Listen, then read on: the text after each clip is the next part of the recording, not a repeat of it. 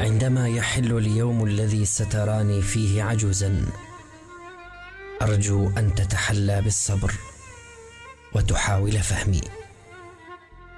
ولدي، إذا اتسخت ثيابي أثناء تناول الطعام، إذا لم أستطع أن أرتدي ملابسي بمفردي، فتذكر الساعات التي قضيتها لأعلمك تلك الأشياء.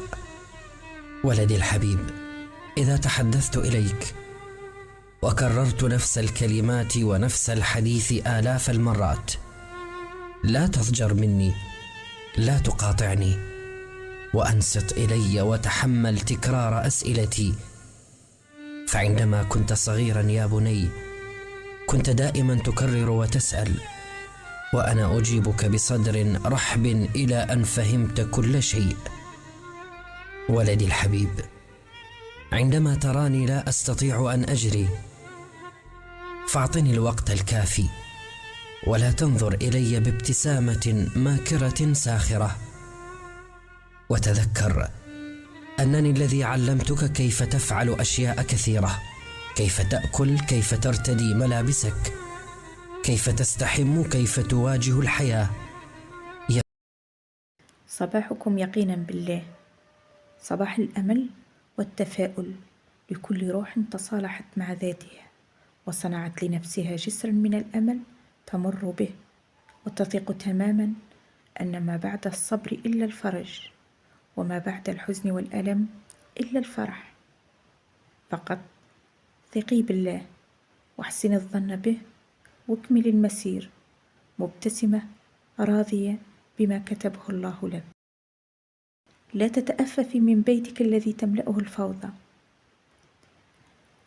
من الخصام بين الأخوة، من بحث أحدهم عن فردة حذائه، من صخب الأطفال وضجيجهم، من أكوام الملابس المتسخة، من أكوام الصحون وأكواب الشاي، من كثرة المهام. لا تتذمري من مصاريف البيت الذي لا تنتهي، من فوضى كل صباح والسباق على باب الحمام. لا تتأففي من واجباتهم المدرسية وتسميع الأناشيد وحل المسائل الحسابية. ساعات الهدوء التي تنتظرها نهاية كل يوم، حين ينام الأطفال، والتقاط الألعاب المتناثرة في أرجاء الغرفة، ومسح الطاولة من آثار السهرة العائلية، وفتات البسكويت. استمتعي بكل لحظاتكم، بكل التفاصيل البسيطة والكبيرة معهم. غدا سيكبر الصغار، وستكبر الهموم، ولن تعرف الفوضى منزلك، ولن تتناثر الألعاب الصغيرة الملونة حولك. غدا سيكبر الصغير ولن يحتاجك كما يفعل الآن. لن تنفع التربية بقطع الحلوى والقصة المختلفة قبل النوم. لن يروا بعيوننا ولن يسمعوا بآذاننا.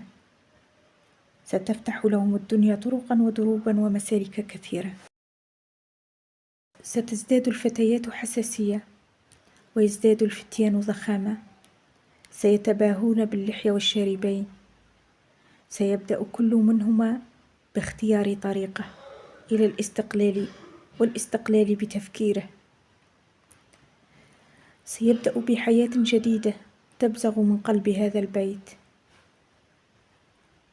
سيغادرون البيت الواحد تلو الآخر، منهم من يتزوج، ومنهم من يسافر، ومنهم من ينتظر أقرب فرصة للتحليق بعيدا باحثا عن حلمه.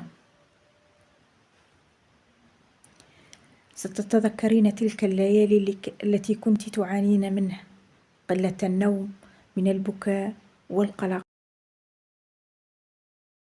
ستعلمين أنها كانت الأروع رغم كل شيء. سيصبحون فجأة ضيوف، وكما بدأت العائلة بشخصين تعود بشخصين، يجلسان على أبواب الانتظار على أمل أن يطل عليهم وجه أحد من الأولاد. استمتعي الآن بكل لحظة معهم. استمتعي لهذا الاحتياج الجميل، فسيكبرون وتنتهي هذه الأيام. سيأتي الوقت الذي نتمناهم بجنبنا. أبناؤنا هم زينة الحياة الدنيا وهبة ربانية، هم الثروة الحقيقية. نجاحهم سعادة قلوبنا، وودهم ومحبتهم أملا جديدا يبدد الإحباط واليأس. فلا بد أن نحسن تربيتهم ونعلمهم صلة الرحم. لابد أن نزرع الخير في واديهم الطيب حتى نطمئن على الغد.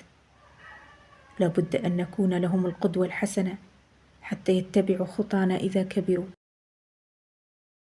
اللهم احفظهم لنا من زمن كل ما فيه فتن. اللهم سلمهم من مستنقع شهواته، وعلمنا الحكمة في تربيتهم والأسلوب في توجيههم. لا تجعلنا تعبا لهم ولا تجعلهم تعبا لنا.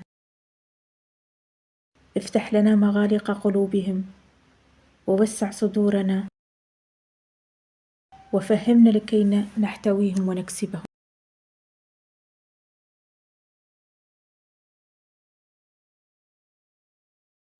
بدأ العد التنازلي لشهر الخير والبركة.